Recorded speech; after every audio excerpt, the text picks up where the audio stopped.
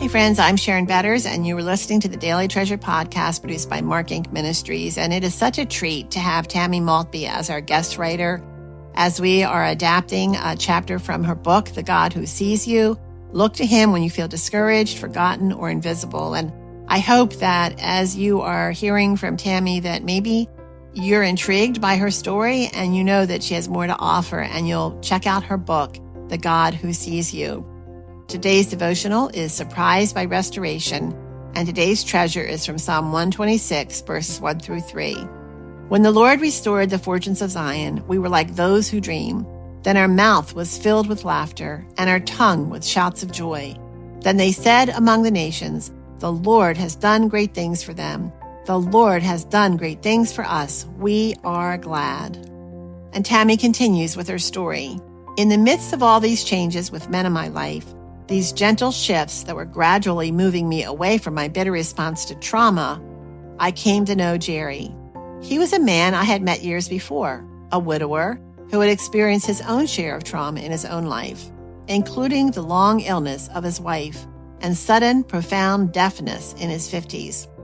Jerry was older than I was, and not really what I considered my type.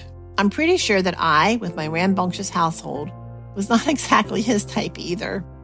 But he quietly and respectfully proclaimed his intentions to be there for me, to be my friend, and eventually, when I was ready, to make me his wife. It took a while, let me tell you. It took a lot of patience, strength, and gentle perseverance on Jerry's part. A lot of urging by my friends and my children who clearly saw what a treasure he is. And it took a lot of prayer and then what felt to me like a gigantic leap of faith. Now, looking back, I can only marvel at the amazing gift of grace Jerry has been to me and my entire family, an extravagant gift from the God who sees me. So what has been the upshot in my life from all these experiences? I certainly felt loved by God when all this was happening. I wasn't blind to this healing of old wounds, the joy of restored relationships. I did not realize until I looked back that I was also losing my cynicism about men. With one redemptive encounter after another, God gradually dissolved a clot of bitterness toward the opposite sex that I did not even know was there. As a result, I have a deeper sense of relating to God as my father and Christ as my brother. My respect for my son Sam as a young man has grown, and I hope I'm a better mother to him as a result. I am truly able to feel what I once gave lip service to, the wonderful God-given differences between men and women. Bit by bit, I am losing the gut-level distrust that sometimes made me prickly or overly dependent. What a surprise all this has been. I've sent up plenty of prayers for healing in the aftermath of one of the biggest traumas of my life. And in the middle of it all, gently, quietly, the God who sees me and sees so much more than I'll ever see was also granting prayers I never even knew to pray. And oh, Father, you have done great things for us. You sent Jesus, and we are glad.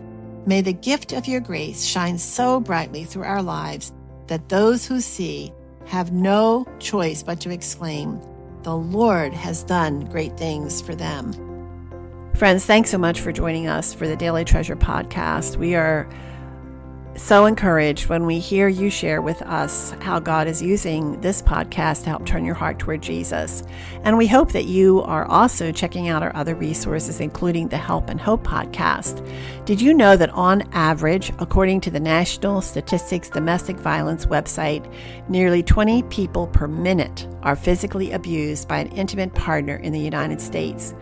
During 1 year, this equates to more than 10 million women and men. About 2 in 4 women have experienced some form of physical violence by an intimate partner. This includes a range of behaviors like slapping, shoving, and pushing, and in some cases might not even be considered domestic violence. These statistics do not include abusive men, and many more people do not even report abuse. If these stats are true, it's likely 1 in 4 women sitting in our church pews have experienced severe physical violence. That is so hard to accept. Sadly, the place where wounded women should feel safest, the church, is the one place they are too ashamed to be transparent. That is so heartbreaking when I hear that. In this informative but at times disturbing interview, Darby Strickland draws from years of not only studying the impact of abuse, but her interaction through counseling abused women. Darby is passionate about equipping local churches to be a safe place for the abused. And in fact, to go deeper into this topic, you can read her newest book, Is It Abuse? A Biblical Guide to Identifying Domestic Abuse and Helping Victims. This is a hard topic, I know, and it might really be triggering for some of you who are listening right now, but I hope that you will listen to my conversation with Darby. You can go to helpandhopenow.org, that's helpandhopenow.org, and look for Darby Strickland, Abuse in the Church.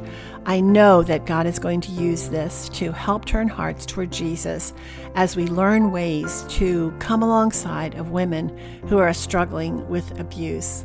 Thank you so much for joining us, and we look forward to being with you tomorrow.